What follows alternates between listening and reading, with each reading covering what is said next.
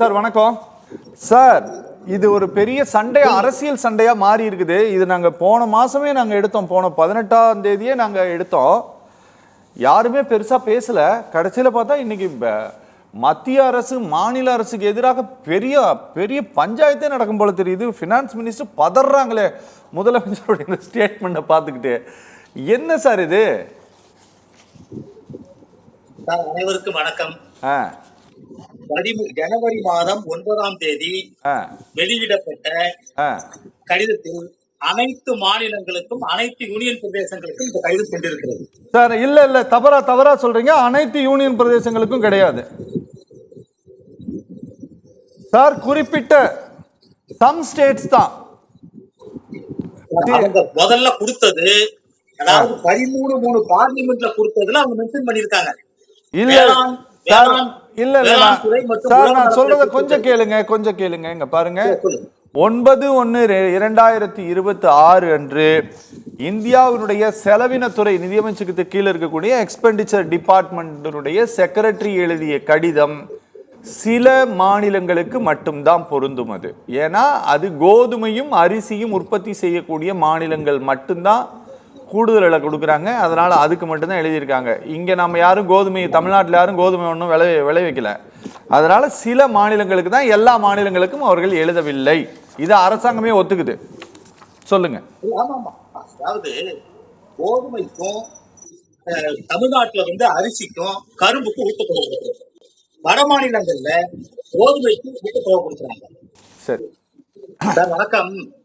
இந்த பிரச்சனைய சமூக அக்கறையோடு அணுக வேண்டிய ஒரு பிரச்சனை. அதாவது நாம 18ஆம் தேதி இதே நிகழ்ச்சியில நானே கலந்து பேசியிருக்கேன். இதுக்கு முன்னாடியும் பல முறை நம்ம பேசியிருக்கோம்.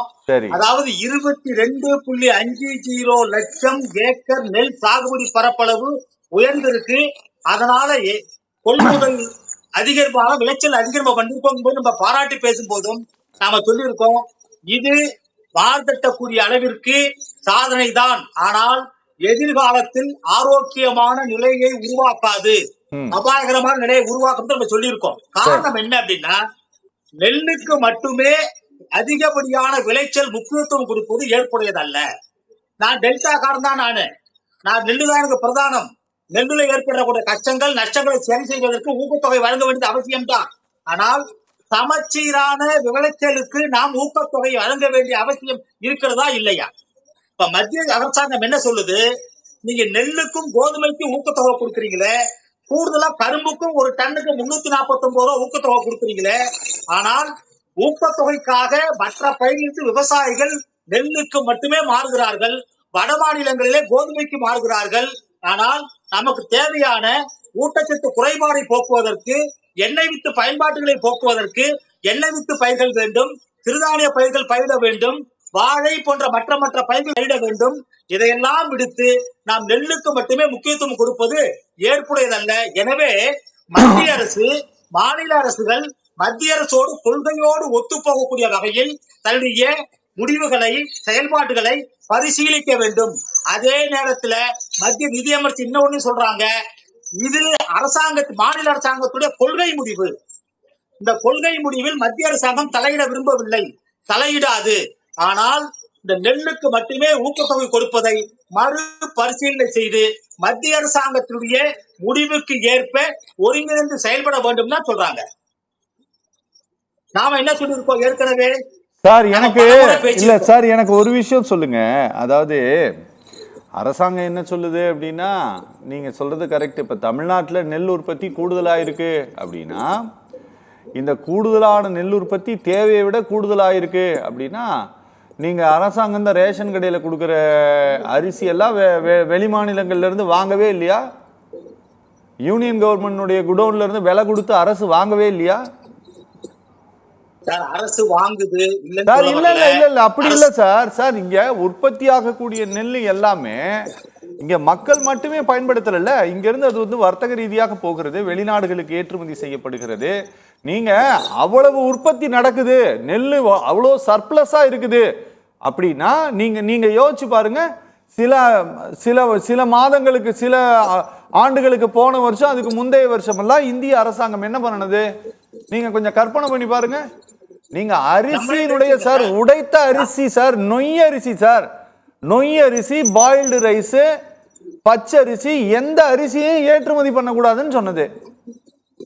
எந்த sir onion seed sir, onion சீடை ஏற்றுமதி பண்ணக்கூடாதுன்னு சொல்லுது. இன்னைக்கு வந்து கவர்மெண்ட் வந்து லெட்டர் எழுதி இருக்குது.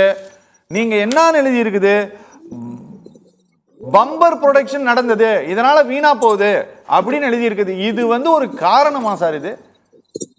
இது ஒரு காரணம். அதுக்கு வந்து நீங்க வேற ஒரு விளக்கம் வேற கொடுக்குறீங்க சார். தேசிய அளவுல நமக்கு தேவையானது 329 லட்சம் டன் மெட்ரிக் டன் தான். சரி. ஆனா நம்ம கையிருப்பு கிட்டத்தட்ட 679 லட்சம் மெட்ரிக் டன் கையிருப்பு இருக்கு. சரி. நாம என்ன சொல்றோம்? மத்திய அரசாங்கம் சொல்றது வேற. இப்ப நாமளே ஒரு விவசாய சங்க பிரச்சனையா நான் சொல்றது, நம்ம நெல்லுக்கு மட்டுமே முக்கியத்துவம் கொடுத்தால் மற்ற பயிர்களுக்கு தேவையான தேவை இல்லை, இருக்கா இல்லையா? சரி, ஓகே சார், நம்ம பேசுவோம். ரவீந்திரன் சார், பினான்ஸ் மினிஸ்டர் சொல்லியதற்கும் இந்த நாட்டின் உணவு விநியோகத்துறையில் நடந்து கொண்டிருக்கக்கூடிய நிகழ்வுகளுக்கும் இருக்கக்கூடிய முரண்பாடை நான் வந்து கொஞ்சம் கேள்வியா கேட்கலாம் அப்படின்னு நினைக்கிறேன். ஒரு அரசு சொல்கிறது புரதம் நிறைந்த பயிர்கள் வழியாக, அதாவது சிறுதானிய உற்பத்தியை ஊக்குவிப்பதன் மூலம் புரதம் நிறைந்த சிறுதானியங்களுடைய உற்பத்தி அதிகரிக்கும், அதன் மூலமாக அந்த பயிர்கள் வழியாக ஊட்டச்சத்து பாதுகாப்பை உறுதி செய்வதற்குத்தான் இந்த கடிதத்தை நாங்கள் எழுதினோம் அப்படின்ட்டு அரசாங்கம் சொல்கிறது. சார், இந்த நாட்டில் உள்ள 80 கோடி மக்களுக்கு நாங்கள் உணவை அந்தியோதனா திட்டத்தின் கீழ் இலவசமாக கொடுக்கிறோம் அப்படின்ட்டு நாங்கள் சொல்லலை. இந்த நாட்டினுடைய பிரதம மந்திரி சொல்கிறார், நாடாளுமன்றத்தில் சொல்கிறார், மேடை தோறும் சொல்கிறார். நாங்கள் சொல்லலை, இந்த நாட்டினுடைய பிரதம மந்திரி தான் சொல்கிறார். இந்த 80 கோடி மக்களுக்கும் இந்த நாடு என்ன சொல்லுது அப்படின்னா, எல்லாரும் ரத்த சோகையாக இருக்கிறாங்க, அவங்க கிட்ட போதிய ஊட்டச்சத்து இல்லை, அதனால நீங்க என்ன பண்ணுங்க, ரேஷன் கடையில் கொடுக்குற அரிசியில் எல்லாம் செறிவூட்டப்பட்ட அரிசி தான் கொடுக்கணும்னு சொல்றாங்க. சரியா சார்? செறிவூட்டப்பட்ட அரிசி தான். அப்போ 80 கோடி மக்களுக்கு அரிசி மூலமாகத்தான் இந்த ஊட்டச்சத்தை கொடுக்கணுங்கிறதுக்கு அரசு வந்து ஒரு மாற்று ஏற்பாட்டை செஞ்சிருச்சு. ஆனா இந்த ஒரு சிங்கிள் லெட்டர் எழுதுனதுக்கு இந்த பினான்ஸ் மினிஸ்டர் கொடுத்திருக்கிற விளக்கம் இருக்கு பாருங்க சார். நாங்க இந்த ஊட்டச்சத்து பாதுகாப்பை உறுதி பண்றதுக்காக, சிறுதானியங்களை ஊக்குவிப்பதற்காகத்தான் இந்த கடிதம் எழுதினோன்ட்டு. சார், இது ரெண்டுக்குமே பெரிய முரண்பாடா இருக்குது. நான் தான் இதை முரண்பாடா பாக்குறேனா, இல்ல நிஜமாலுமே இந்த கடிதம் முரண்பாடானதானா?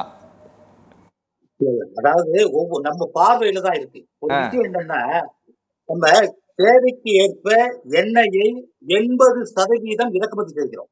சரி. வெளிநாட்டிலிருந்து இறக்குமதி செய்யணும். கிட்டத்தட்ட 20,000 கோடி ரூபாய் எண்ணெய்க்கு மட்டுமே செலவு பண்றோம்.